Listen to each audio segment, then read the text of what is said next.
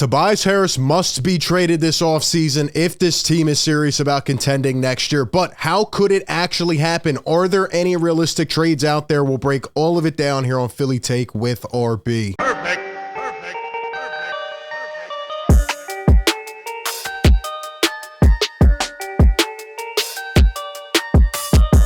What is going on, everybody? RB here. Welcome into the show. Like always, hit the like button if you enjoy the content. Be sure to subscribe and ring the bell down below. That way you don't miss any of the coverage.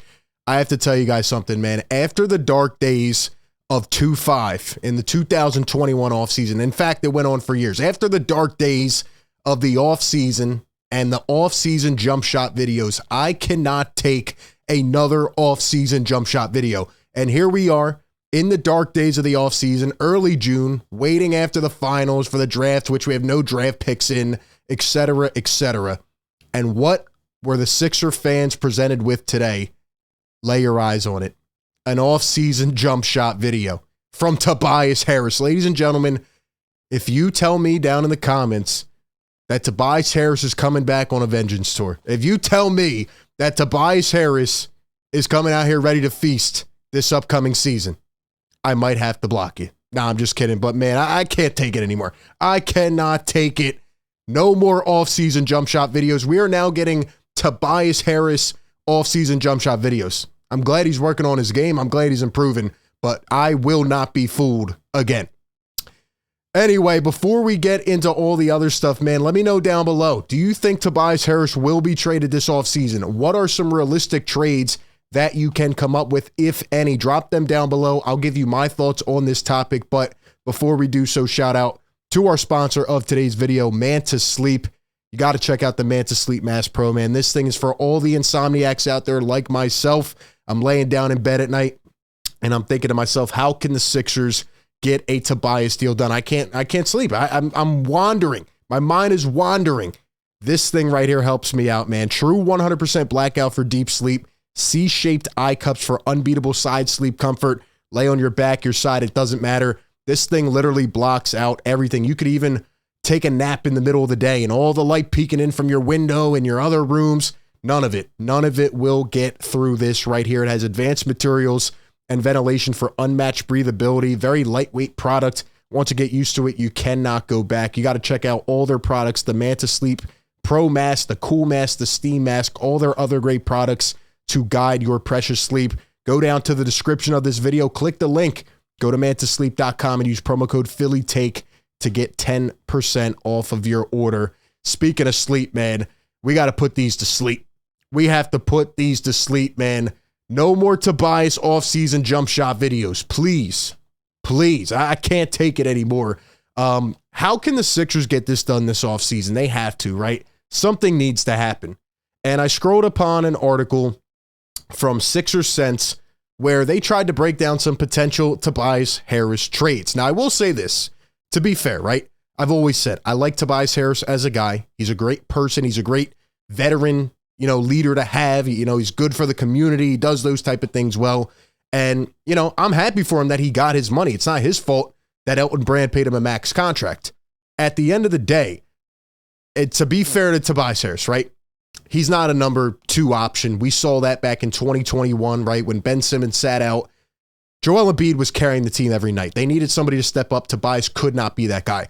Can he be a number 3? To be fair to Tobias, if James Harden left the roster this offseason and the Sixers rolled in with Joel, Maxey, and Tobias, could Tobias be a little bit more productive? Yeah, I think he could.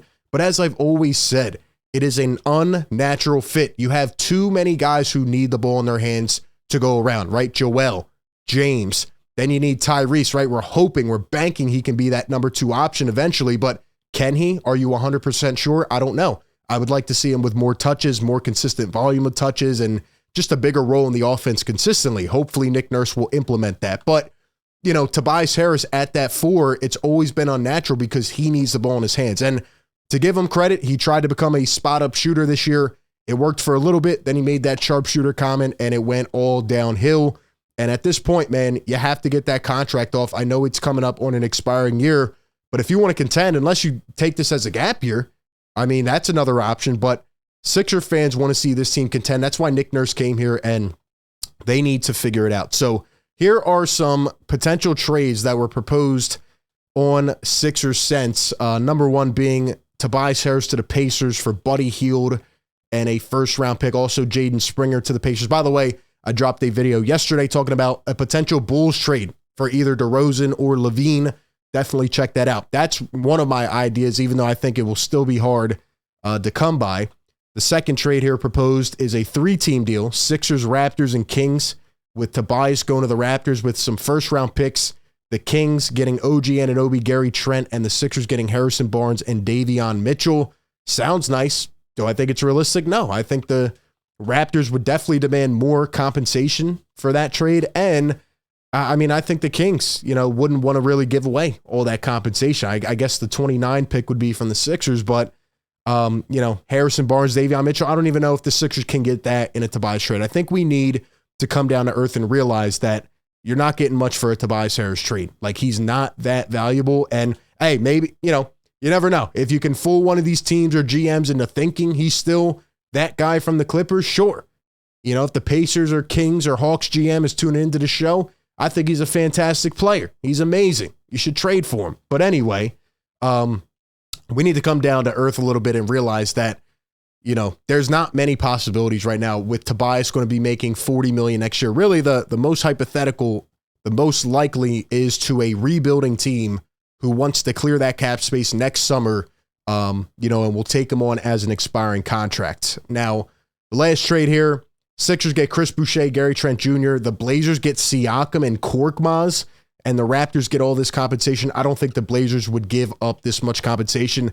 So to be honest, I don't think any of these are realistic. The most realistic would be this Pacers trade, and really that's one of the only other ones I could see happening. If you go to the Pacers, right, and you look at Buddy Hield's contract, he's going to be making $18.6 million this upcoming year. Obviously, you'd probably have to, throw in some more draft compensation to make that happen. And the only way I could see the Pacers doing this is, again, if they want to clear cap space, but they also want another leader to kind of come in and, help that young core, right? Obviously, they're building around a star in Tyrese Halliburton, and they're trying to get off that Buddy Hield contract, but that's an expiring one too. So if they think Hield fits better than Tobias, I mean, why would they do that unless the Sixers give him a Paul Reed or Jaden Springer, etc. So that's kind of how I would see that. I mean, hey, if you want to bring TJ McConnell home, I'm all for it. I'm all for bringing TJ home. But other than that, I just don't really see the Pacers wanting Tobias unless they think he can be, a 25-point per game type of guy. And I'm here to tell you, he just cannot. Like, it's not his game. The Sixers need a number 3 option, kind of like Tobias, but they need a guy who's going to do more, right? He's got to rebound. He's got to defend at a high level, and he has to show up more consistently, and he has to maybe give you a night where he goes for 30 plus, right? I just don't see Tobias being that guy, and for what he's being paid, it's just not going to help the Sixers get over the top. They need a couple value players, so tough situation here. Now, the other couple situations I could see happening, really the only thing I would bank on for the Sixers, again, you're not getting a haul for Tobias, right? People keep throwing out these trade ideas crazy, and they're not realistic. They don't make sense. In fact, I'm starting to actually think that Tobias might be held this offseason, which is my worst nightmare right now, because then that means that the Sixers for the first half of the season are going to try to buy themselves into the idea, that this core can compete.